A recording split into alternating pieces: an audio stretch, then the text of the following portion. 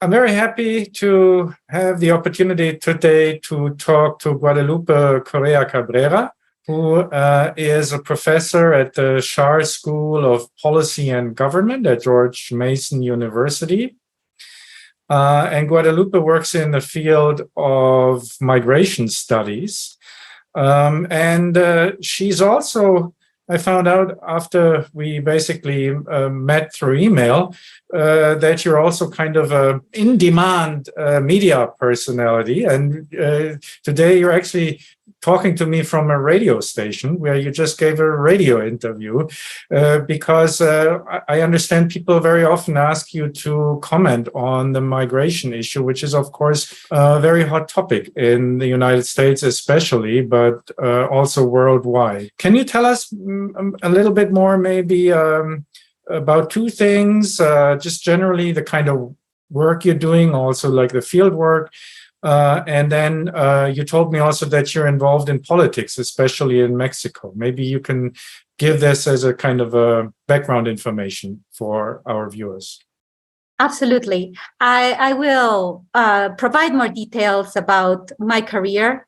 I do a lot of work on migration studies, but in reality, I arrived at this topic because I started to study violence in Mexico. That was my dissertation. My dissertation was about political violence in Mexico and a connection with inequality. I wrote a book titled Democracy into Mexico's Political Institutions in Oaxaca and Nuevo León, which is basically comparing the two Mexicos, the rich Mexico, more stable Mexico then, and the more unstable, poor, and unequal Mexico in the South, represented by the state of Oaxaca. And then I got a job in Brownsville, Texas, very close to Matamoros, Tamaulipas, a state that is at that time was very unstable because of drug-related violence. So I started to study drug-related violence in the northern part of Mexico that was at some point a more stable region, a less violent region, and at some point when the president at that time, Felipe Calderón Hinojosa, declared a war on drugs. And under the umbrella of the Merida Initiative, an anti-narcotics cooperation program with the United States, we started observing an increase in the levels of violence, an exponential increase in the levels of violence, drug-related supposedly, and an expansion of a model of organized crime that I wanted to understand, the diversification of criminal activities. And this is where migration comes to the fore, which is what we are going to be talking about now. Right. I started to study violence, then drug-related violence, and I found that the routes of drug smuggling, arms smuggling to the south, drug smuggling to the north, also were impacting and damaging people that were part sometimes of similar businesses run by, not necessarily the same businesses, but related illicit companies that, people used to think about them as drug cartels. So this is where I got involved in migration issues, migrant smuggling, and human trafficking, because I was, studying violence on the field. I was traveling to the places where these things were taking place. I always wanted to be a journalist, and I never thought I was going to. Guadalupe, I'm not that familiar with the subject. So may I ask just two questions about what you just said? The first thing is, if I understood you correctly, so you were basically studying this structure of organized crime of the drug cartels and so forth. So are you basically saying, that's my first question, that the kind of crime infrastructure, drug cartel infrastructure was kind of then expanded also as the same structure also for illegal migration? Is that what you're saying? That is what I'm saying. The model that I studied, I wrote the first academic book on an organization called Los Zetas. And that organization is based, the model is military in essence, because the people who created that model were former military personnel, special forces of the Mexican army. And so they control territories. And by controlling the territories, they started to oligopolize illicit activity within those territories. Right. Where, they started to get involved not only in drug trafficking, but also, they started to kidnap people and charging money when they kid ransom, and they started to become involved in irregular, undocumented, illegal migration. Right. And I'm talking about migration because they started to charge fees for smugglers with their clients to walk through their territories. And they started to kidnap them. And there was a model that I started to study. And I was able to obtain a grant from the State Department, the Trafficking in Persons Office of the State Department, to travel to do research in Central America, Guatemala, Honduras, and El Salvador, and travel along Eastern migrant routes. So I did several trips to Central America and along migrant routes to understand the relationship between migrant smuggling, human trafficking, which are two different phenomena. And we can be talking about this the whole time, but I'm not going to be focusing on that, and the organizations that I was studying. So at the same time, I was writing a book, I was doing these trips, and this helped me to understand better the model and focusing on people. That's how I arrived to the topic of migration. And I became, not an expert, I became a scholar, a migration scholar, but I did it. My second question about this is, isn't then at the same time that we have this organized crime infrastructure that then also basically grows into illegal migration profit organization, and somehow, not paradoxically, interestingly maybe, the same because of the crime also that makes more people want to migrate. So they are both these organizations, or the crime is both facilitating illegal immigration and profiting from it, and basically is a reason why people actually want to migrate. Is this correct too? You mean one of the root causes of irregular, undocumented, illegal migration is kind of the violence? Yeah, well, yes, it's one of the it's one of the causes that it's mostly covered in mainstream media, right? Gang violence, drug-related violence. People, forced migrations. But to be honest with you, my studies put more emphasis on the pull factors more than the push factors. During the Trump administration, the push factors were being like the factors that were explained by everybody. They escaped from gang violence, drug violence, and I used to be focused on that. But then I realized understanding better migration processes and, the pull and push factors, that model, that it's not also... Can you tell us a little more about the pull factors? So you're just saying basically it's not just people fleeing violence. That's just what the media basically highlight. But as a matter of fact, there are actually other factors that might be more important. And these are pull factors. What are these pull factors? Yeah, I have the hypothesis that pull factors is what, mostly drive, at this point, which are the jobs that are available. And smuggling networks that form due to the fact that there are not legal pathways for unskilled labor, right? So basically, the jobs are there, and people know that once they cross the checkpoint, not the border, the checkpoint. Do these jobs also include maybe a significant number of illegal jobs? Just a question, like for instance, jobs in the drug trade. Well, this is something that sometimes some conservative groups utilize as kind of like the center, right? Oh, absolutely. You kind of like, find a job. Basically where you can find a job. But no, what I have seen is that people that come there already have a network in construction, domestic work. I see.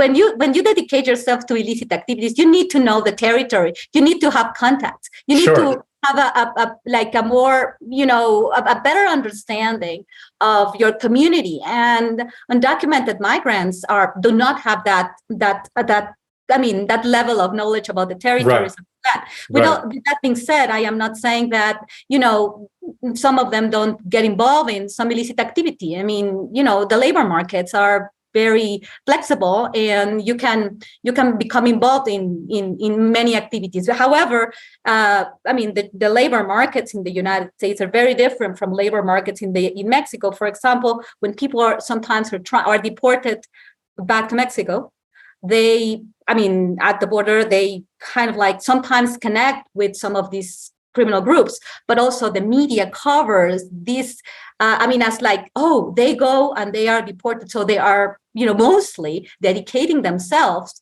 to this type of activities, which is not true. Some of them do that, but in the United States, most of these jobs are, of course, irregular jobs, and they are paid lower salaries, and that is a fantastic opportunity for the United States overall and for entrepreneurs as well. So that is the main pull factor. And also, the pull factor that facilitates that migration, the migrant smuggling networks that operate in a very sophisticated way, because nobody does anything, at the level of law enforcement to deal with that. Migrants are being criminalized for crossing irregularly or illegally the border, but the employers are not, and these networks operate very freely. Sure. Just briefly, one more thing. Where do these migrants mostly come from? And Well, we are observing changing patterns. At some point, we were focused, US-bound migration, which is basically what I study.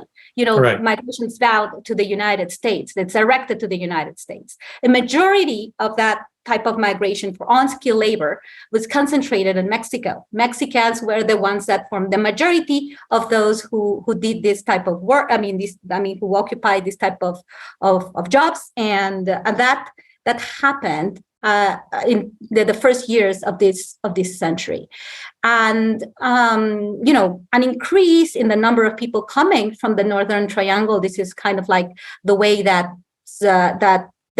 they in the United States, you refer to Guatemala, Honduras, and El Salvador, due to the fact that they were, experiencing,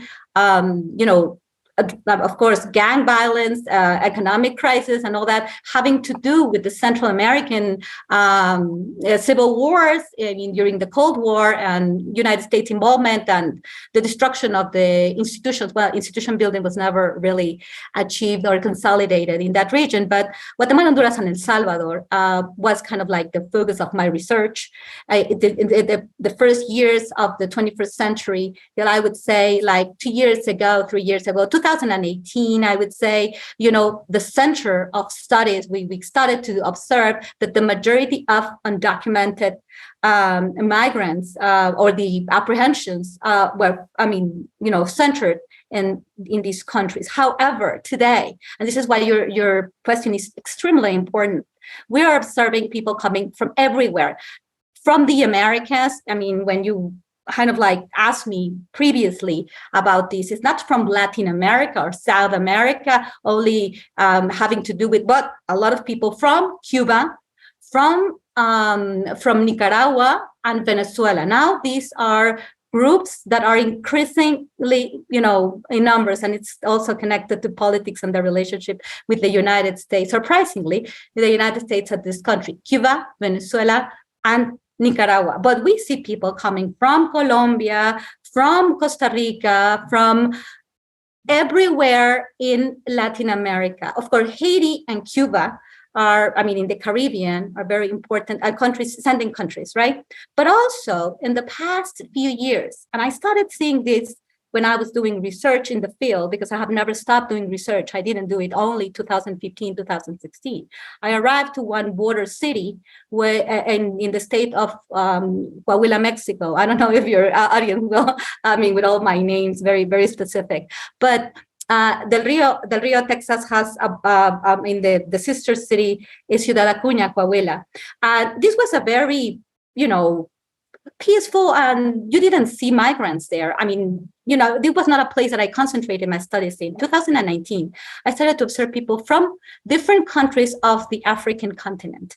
And I started to study those communities of migrants that were trying to cross, of course, helped by specific migrant smuggling networks. So that year, I started to do studies in Tapachula, Mexico City, and the border. I started observing people coming from very different parts of the world, such as Pakistan, Bangladesh, India, as the African continent, and some Russians, some people from Eastern Europe. You could see them because that year I traveled from Brownsville and Matamoros to San Diego and Tijuana. So I started observing that the migrant communities were very diverse and coming from different parts of the world. And today, it is much more, diverse. We don't just see in some of the migrant shelters. I did a lot of work on my interviews at migrant shelters. I used to see people from Guatemala, Honduras, and El Salvador mainly, right?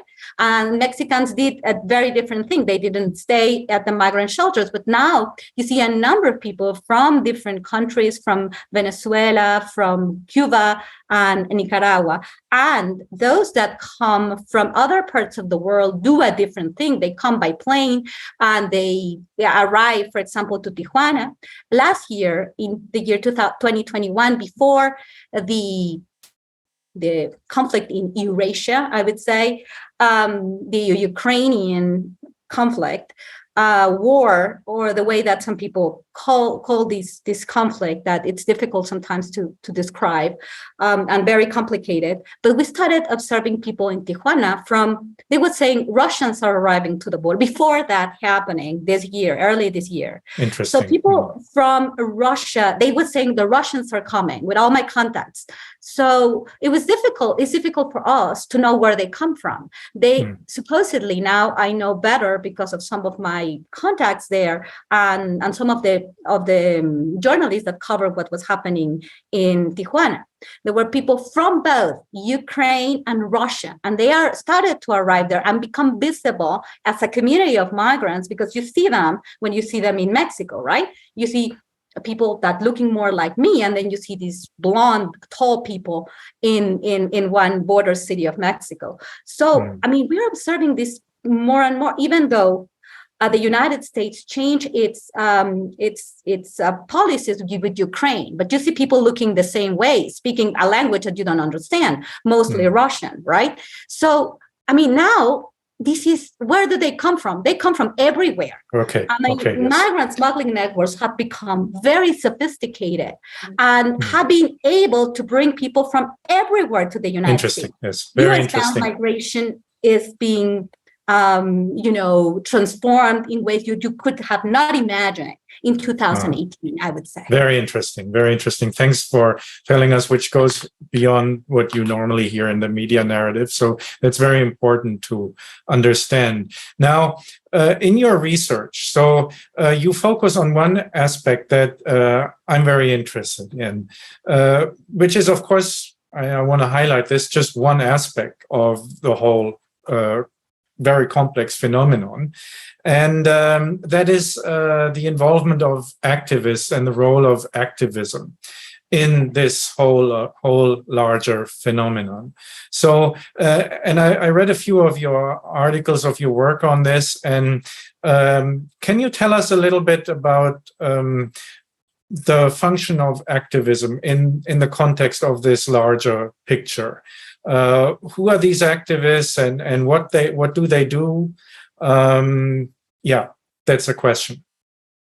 First of all, thank you for reading those articles. They are very important for me, and I wasn't prepared to look at this or to study this subject matter. Migrant advocates had always been part of my, the groups that I have been talking to. But in the year 2018, late October, caravan was formed in San Pedro Sula in Honduras, migrant caravan. The caravans were not something like that. That was the first one. That was the first one, the big one that was covered by mainstream media. But, explain where it came from, which is very interesting, and you might be interested too, because it had to do with religious groups, the Catholic Church providing help to migrants, and a good friend of mine, a priest that we wrote together, actually, by the way, about the caravans. He was the first one who organized a so-called caravan, but he doesn't want it called caravan, which was basically a way to show how migration and how migrants were going through a painful route, the Via Dolorosa, and they call it the migrant Via Crucis, Via Crucis Migrante, like representing the way that Jesus Christ walked through this path, and that was kind of like the idea that gave place to this bigger movement of mass migrations, so-called the migrant caravans today. A migrant caravan earlier in 2018 was formed. It was somewhat covered, but in 2018, this was massively, it was formed, and it started to advance into Mexico, and many journalists and media personalities, politicians, mainly from the United States, started to focus on this. This became a major event. And this event was formed in the context of the midterm election in the United States of 2018, right, and during the Trump era. I had studied this phenomenon for a while. I had been, transiting and doing field research along these migrant routes. I have known a number of migrant advocates, but I had never seen that happening. And I started to question the formation of these new mass migration ways of supposedly helping migrants to arrive to their destination, but during a time when the president of the United States had sent not only the National Guard, but the military, people of the Department of Defense, military personnel to the border to place concertina wire, and making that kind of like a big, spectacle. And then these migrants coming with the help of these people from the United States, these migrant advocates, these activists, but they were not from Central America or from Mexico. They were from the United States. Right. And then, after, or in this context of the midterm election, but it was after the midterm election, they confronted the law enforcement agencies that were guarding the border from the United States, and the Associated Press and all these mainstream media started to covering this, and this was a political event for the United States of America. And I right. became a very big criticism of that process, because it seemed to me that it was not organic or spontaneous, that it had another type of intention or agenda. And I expressed that, and I received a lot of criticisms because of that. Can you tell us a little bit more concretely about these activists? You were also doing research on field work, I understand.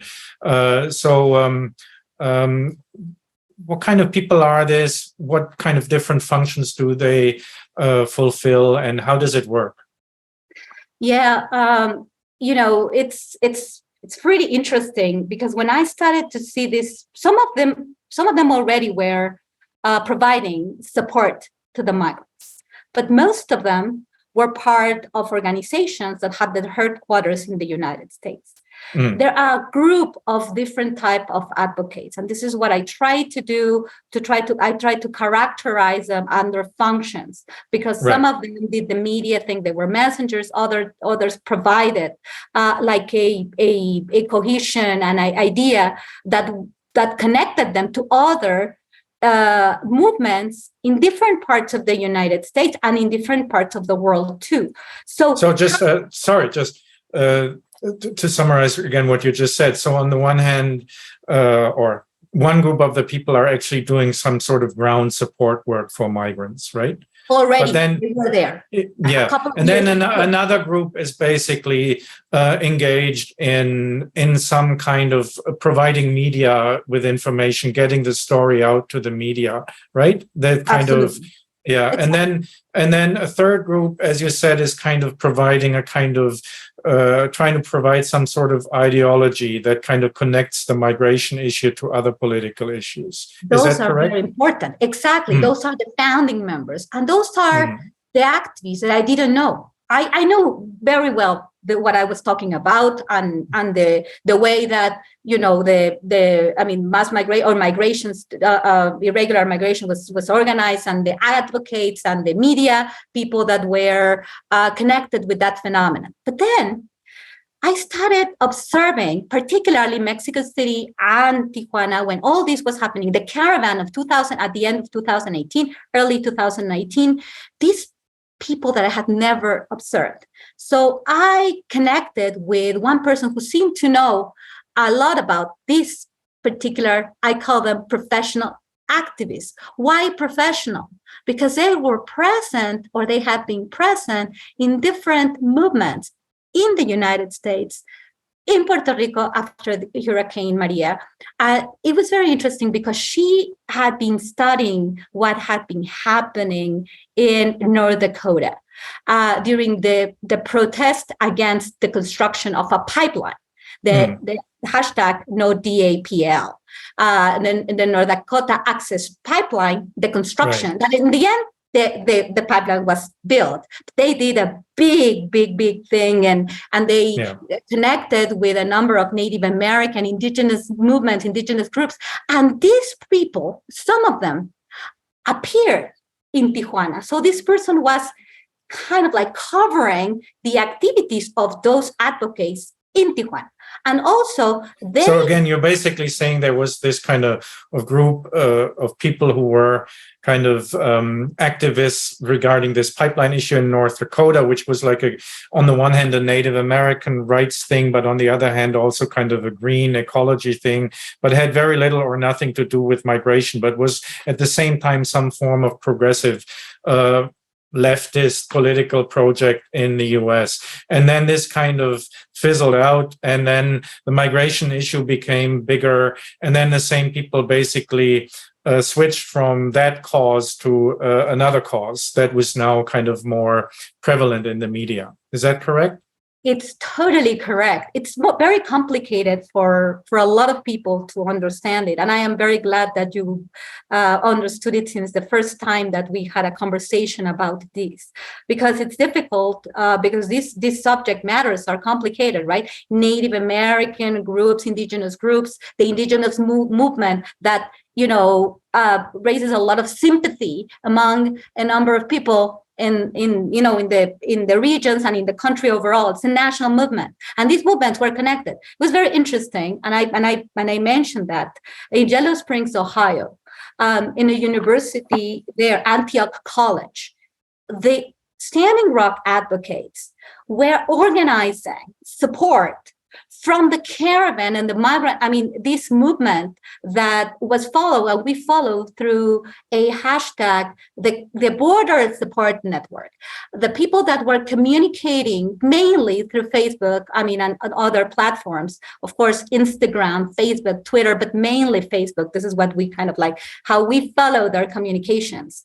And that's how we connected them, and we verified that they were connected very closely. But that conversation, that presentation, and it's all recorded, how in Antioch College, these advocates that were going with these ideas of anti-fascism. So they're basically mostly just Americans, regular Americans, neither Native Americans nor migrants. But then they first, were activists for the Native American cause, and then they were activists somehow for the migrant cause.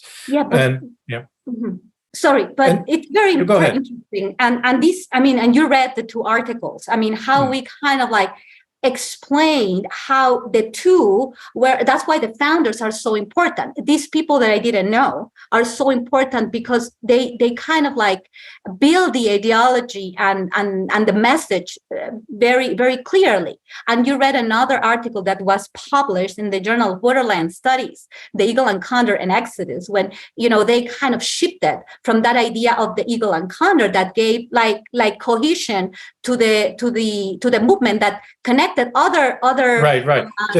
Sorry for interrupting you, Guadalupe, but I guess listeners will not be familiar with that. So what you point out, which I find very interesting, that we have this kind of religious, spiritual, civil religious narrative that was basically created specifically by these activists for, so to speak, providing a narrative, an ideological framework, which isn't really ideological, but more religious, to the Native American cause. And that has to do with this kind of mythology of the eagle and the condor. Can you explain that? Yes, that's very, very, very important.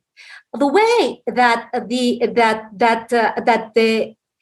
this idea of the eagle and condor, which is basically, I believe, some Native American groups, and this is where I am not very familiar with the whole really, traditions of certain groups, because they kind of like it's very gross, because they kind of try to adapt the ideas of one, probably, as they call it in the United States, nation, one nation to other nations, and kind of like they kind of make this as a general movement. You see all these advocates that dress with the way that Americans think of Native American groups, with feathers and with some shells of animals. It's just very, very interesting and very gross the way that they perform. What they think, the idea of what they think about Native American groups. And this, and this idea of the eagle and condor is that the eagle, that it's represented by indigenous groups from the North. Right. Native American groups would support the condor, which is like indigenous groups of the South, like the condor. Okay, so the eagle is basically some form of whatever mythological, religious, totemic, spiritual symbol of Native Americans from the North, right? Exactly. And the condor is supposed to do the same thing for people more from the South. Exactly, that's right. Like from Peru, and it's a prophecy that they are going to get together and they're going to be helping each other. But that started in Standing Rock. And how it started in Standing Rock, this was a movement that connected. The eagle. In Standing Rock, in the Sioux Reservation, with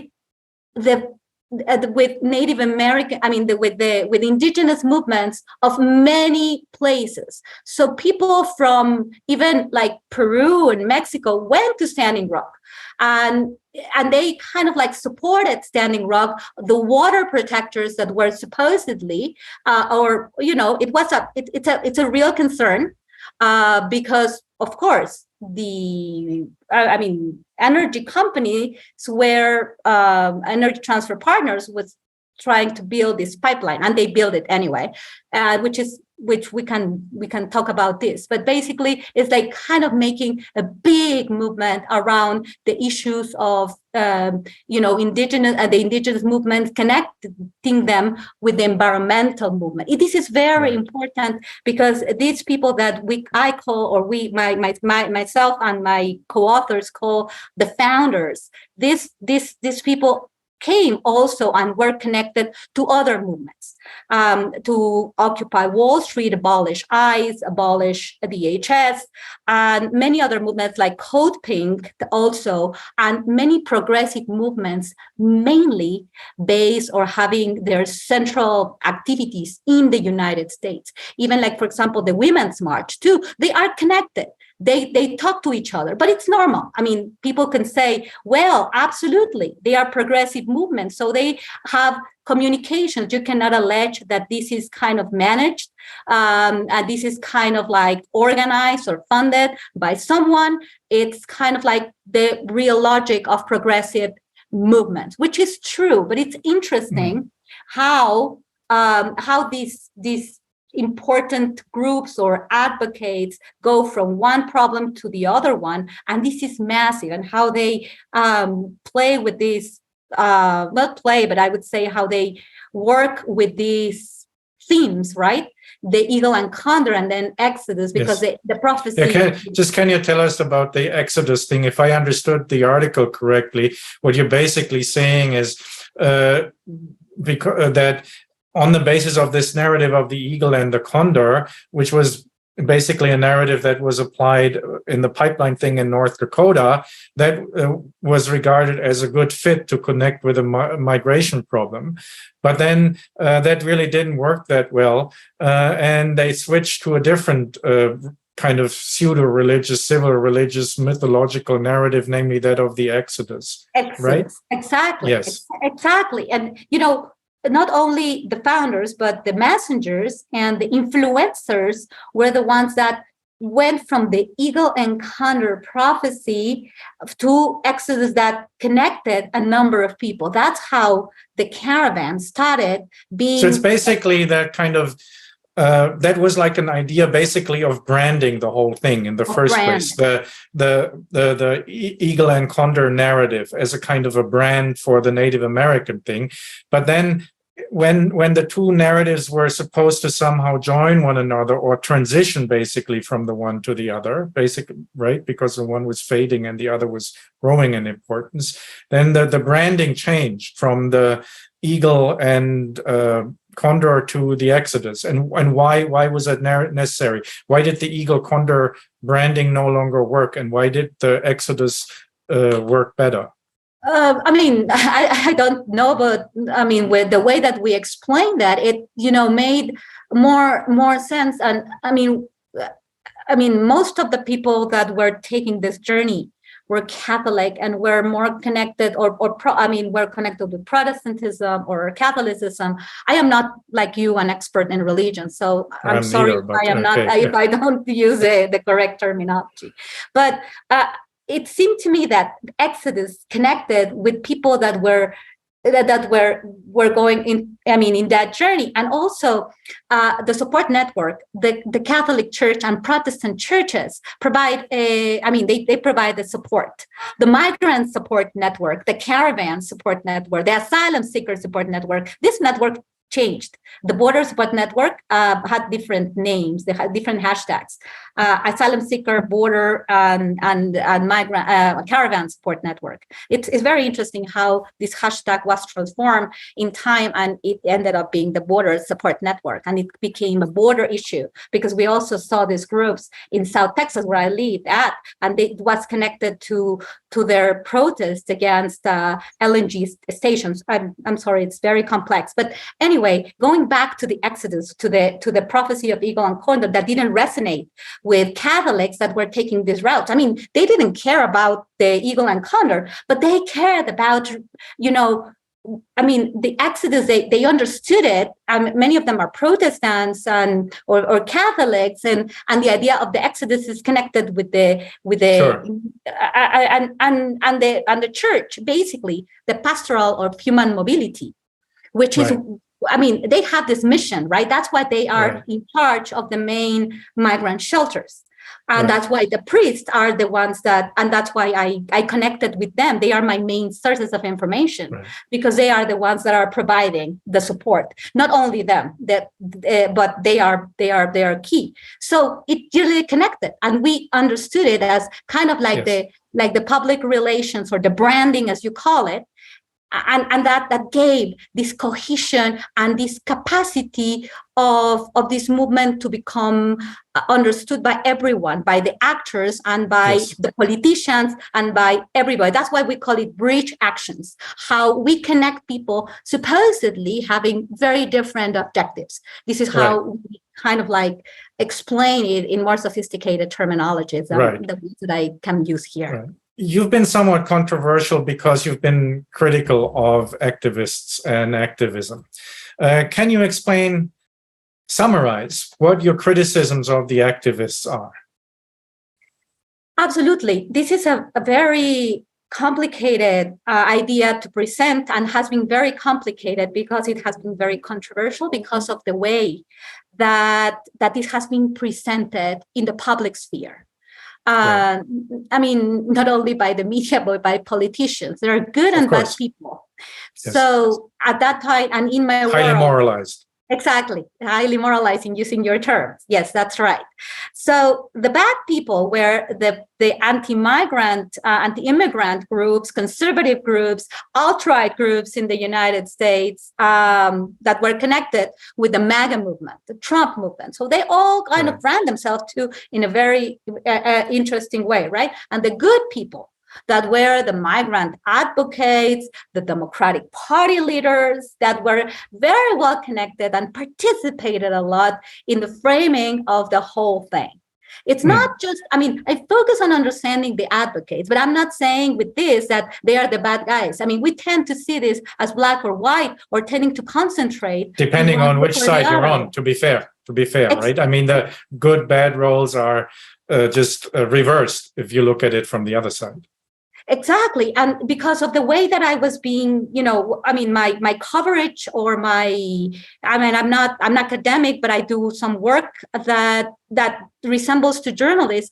I was located in the ideological spectrum as part of the good guys in my world that were advocating for open borders, for human mobility. And then a number of people were very upset with the fact that I started to focus my attention on the advocates, but it seemed to be so fake. You got kind of caught in the crossfire because you kind of by kind of default you were associated with the good guys, and then you said things that really the good guys shouldn't really not even talk about.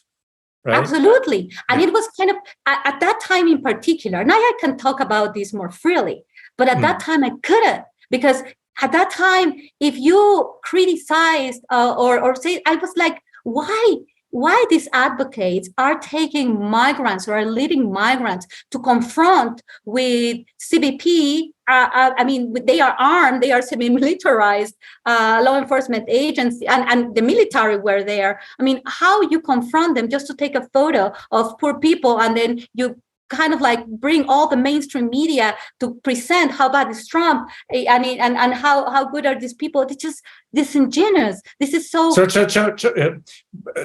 am I correct, because you're using this term, which is one of the reasons why, from my perspective, I'm so interested in your work. You're using Guy Debord's term of the spectacle, right, to basically describe what activism or what kind of the whole media representation of migration does to the whole phenomenon. It basically makes a moral, political, social spectacle out of it. I'm saying that correctly? Is that representing correctly what you're saying? That's representing it totally correctly. And this is what we are being talking right now today. I mean, it's whole a spectacle. I mean, Trump sent the military to the border. They placed concertina wire along the border fence, and they were all prepared. And they were first. He presented there. It is kind of a spectacle that was. It's difficult for me as an academic, as a person who's serious, to allege or even say that there was something moving this. But it sometimes seemed to me, and that also connects me to the work, of course, of Guy Debord at the Society of the Spectacle. But I have written a number of papers. Also, Douglas Conner talks about the media spectacle. How the media has been using to create that spectacle, of course, taking the ideas from the Society of the Spectacle of Guy Debord. Right. And it's kind of so basically you're saying, of course, there is this very real phenomenon, which we talked you talked extensively about at the beginning.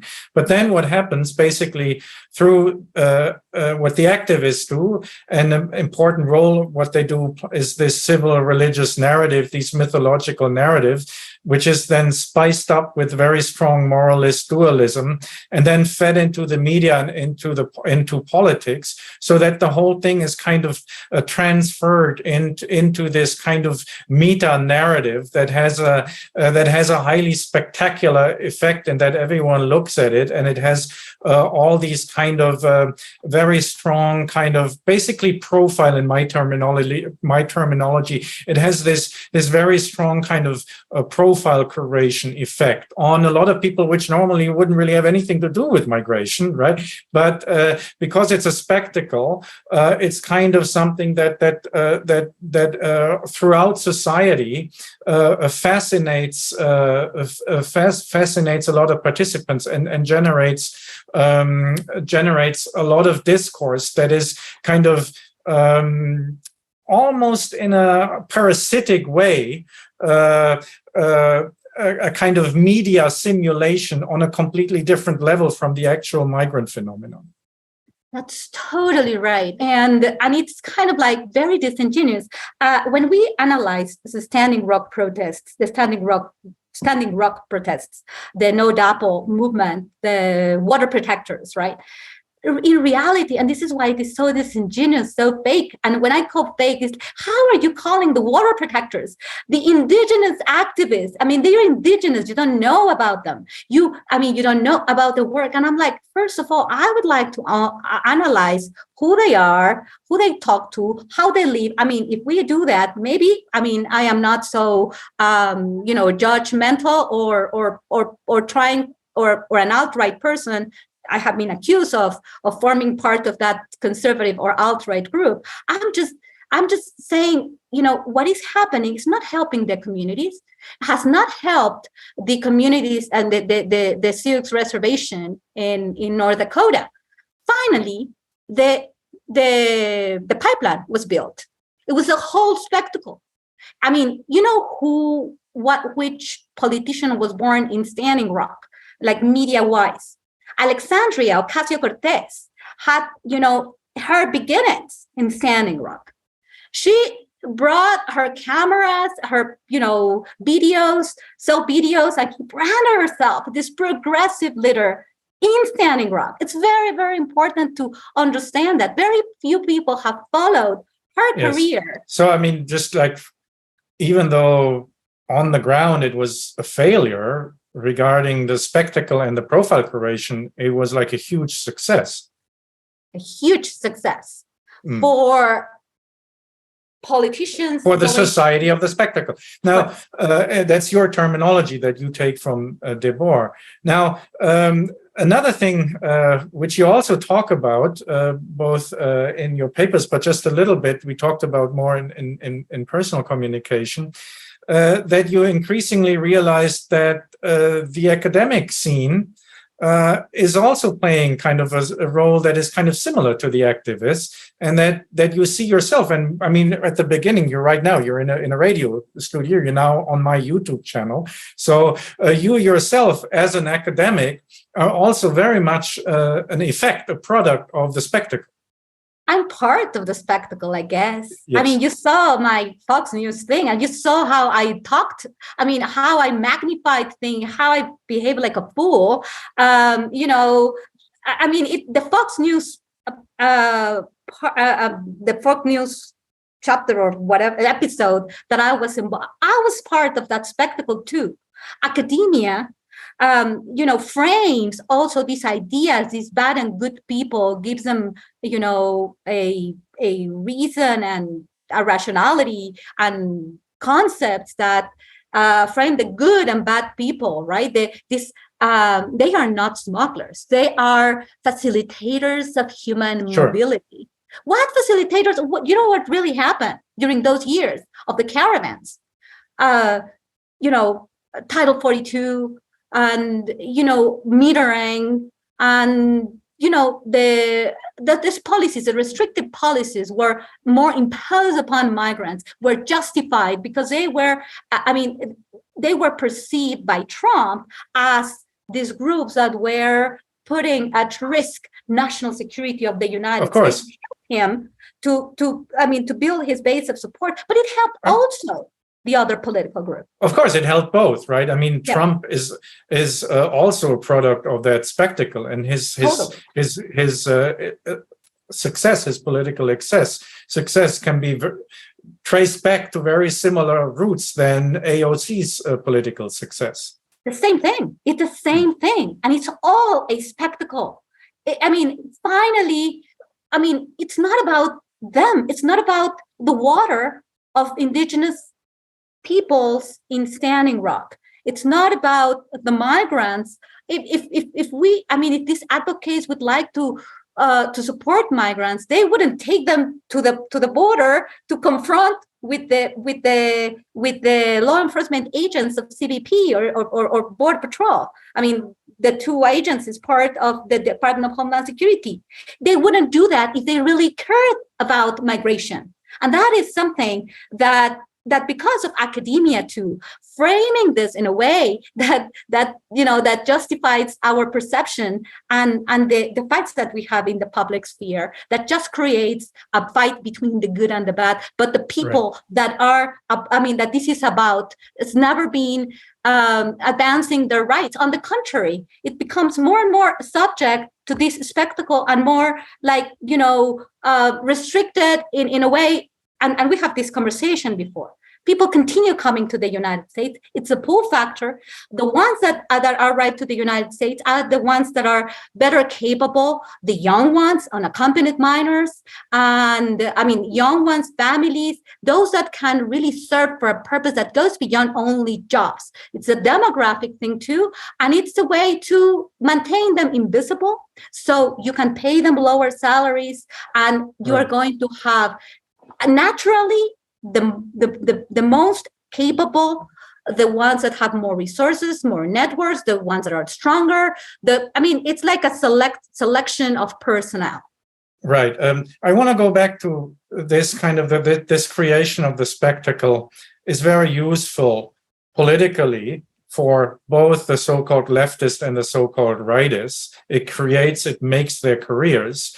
And it's also, in a way, very useful for academics like you and I, who can make a show on it right now, right? So, and if we look at it from a systemic perspective, right, systems are kind of, what they're most interested in is in perpetuating themselves. This, of course, also means that the politicians, from a systemic perspective, that politics has a vital interest in migration staying where it is and growing, even, right? Because it's something that they in their political discourse can profit from. Same we academics, and same in media. I don't want to put anything into your head or so, but it's just like I'm trying to look at it from the perspective of a systems theoretical logic. Now, I was also, to give you another example, I'm not familiar, because I live in Asia, I live in Macau, right? And of course, migration is everywhere. It's big in Europe, it's big in America, but it's bigger here in Asia too. And it's often not really known that well. Macau is probably one of the places in the world with the highest migration numbers. Macau has around close to 650,000, 700,000 people. And I don't know the exact numbers, but close to 100,000 are migrant workers from poor Asian countries, the Philippines, Nepal, Bangladesh, and other countries. Mm-hmm. And they get very low wages. By the way, the same is true in Hong Kong, which has never been reported when anyone talks about the Hong Kong protests. But that's a different topic. Maybe we'll have another show on that on another day. Mm-hmm. But anyway, so that's a huge part of how society is set up here. And so this kind of which is legal migration. These migrants here are all legal, but they work for super low wages and they work super long hours, which would never be legal in Europe or in North America. Yeah. So it's a kind of legalized migration that basically legalizes that which is not yet legalized in Europe or North America. And of course, it's very different since there is very little activism around it. Because it's also not needed. It's not illegal, right? And everyone's kind of happy with it, right? The locals are happy with it because they have this cheap labor, mostly domestic labor. Again, like the same in Hong Kong, where domestic laborers are exploited to a very, very high degree. I mean, everyone's, bitching about Qatar and the World Cup. No one's bitching about Hong Kong. And anyway,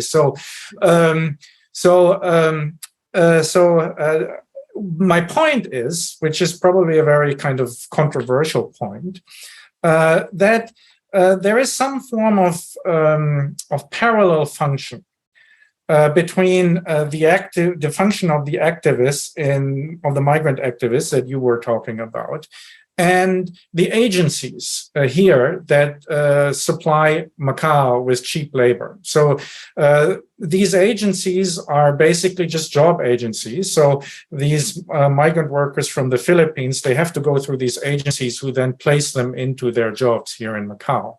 And so they have to pay a lot of money to these agencies, right? They make very little money, and a lot of that money they send back home. So that's basically some kind of upgraded slave labor. And then you have on top of this, these agencies, which charge a lot of money from these legal migrant workers, right? Right. And now, of course, the function that these agencies, these job agencies have is very different. It's a purely logistical function, right? They have this logistical function that they, basically do the logistics of the labor market.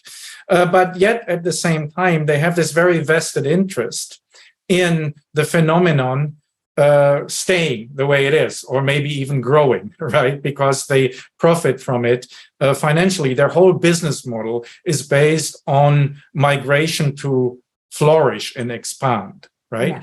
And now, if our analysis is somewhat correct of the role of these, as you said earlier, even professional activists in the United States, of course, they don't provide any logistical services, right?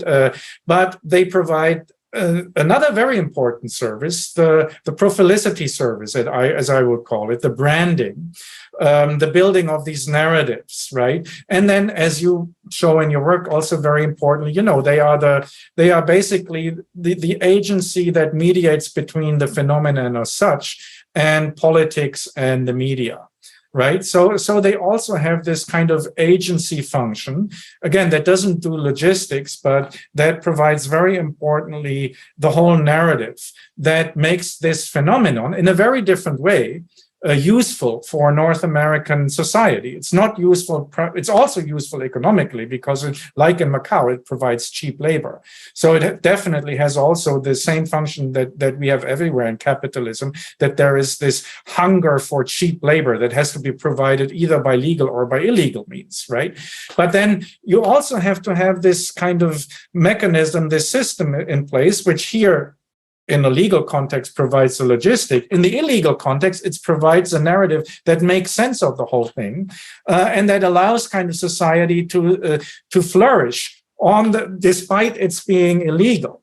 So, and again, the parallel is, I think, between basically the prophylicity narrative building job of the activists and here the job agencies. That they, I'm just sort of repeating myself, that they are maintaining the whole systemic it's your terminology, the whole systemic setup, right? And that's also maybe from a Marxist perspective, right? It is not in the interest neither of the activist system as it functions integrated in the larger migration phenomenon in the US, nor in the job agency's interest as it functions here, to actually let migration diminish. They advertise migration, they need migration.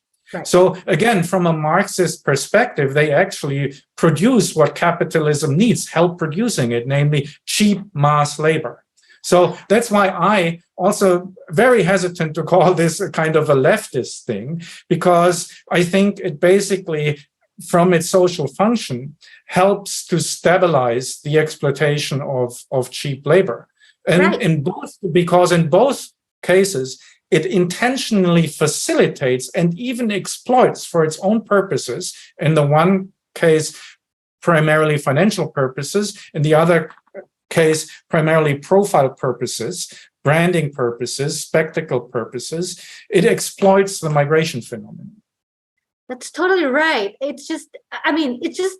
think that the difference has to do with two different forms of capitalism. I would probably think about that. I have never thought about this. I mean, the way that you pose it is genial, is very, for me, it's very clear. I think that that all your systems operate in, as I said in one of my emails to you, that operate in a anarchic form to some extent, right? They operate like each systems, but for me, the logic is capital. And capitalism overall, I mean, even in China, even if we study the phenomenon in China, I don't have any understanding about that. I mean, and each system, it's also, the leaderships are also connected with each other, right? I mean, sometimes these logics are explained to support an elite that wants to open borders. And this is something important that I have not been able to understand completely. The way that you describe the functioning of all this makes a lot of sense to me. But what is kind of like, the engine might be capital. And at the same time, when I see, or for example, not in the case of Macau, for example, because I don't understand how these agencies work. I haven't done work on them, and I don't know with whom they are connected with, or how, they are supported and the way it works in Macau. But in my case, I connect these all progressive movements to a power elite. And sometimes this is why caravans or the Women's March or, some movements connected with Occupy Wall Street have been connected to these foundations. And some people say like, oh, George Soros moved the migrant caravans. Well, I mean, George Soros does not move the migrant caravans because you're correct. I mean, all these, systems operate in some ways with their own logic, right? But at the same time, what I saw were so many groups of support that receive funding from open society foundations and, had some connection with the USAID, it kind of like served certain functions. And if you understand what are the main themes for open society foundations, you will probably also connect these movements. I don't know. Right. If I have been clear. The thing that I think that we agree on is that no matter what the setup is, if it's legal migration here or illegal migration in the US, that it serves the capitalist logic to supply the job market with cheap cheap labor. So in this sense, I think we agree. And it just seems that I'm saying it's kind of a systemic evolution without kind of central steering, whereas you're kind of more skeptical about that and think that there are kind of vested capitalist interests who are, if not actually coordinating the thing, then at least kind of are again, not necessarily as a coordinator, but somehow are the brain behind the whole thing. But it seems to me that it cannot be totally spontaneous or sporadic. All these networks that are going from the south to the north, and I that's why sometimes I try, because somebody benefits from this, right? And there are the capitalists, if I see them as agents. So maybe we are trying to explain a reality by utilizing different theoretical frameworks, and all of them work to explain something that is extremely complex. Yes. I don't know. It's very good, Guadalupe. Thanks a lot. We'll definitely continue the conversation. But maybe for now, we're at the end of this recording. And again, thank you so much. It's been great talking to you. Thank you. Very great talking to you. And the problem is that I can never pronounce your name well. So that's okay. No worries about that. Okay. Thank you. All right. Thank you.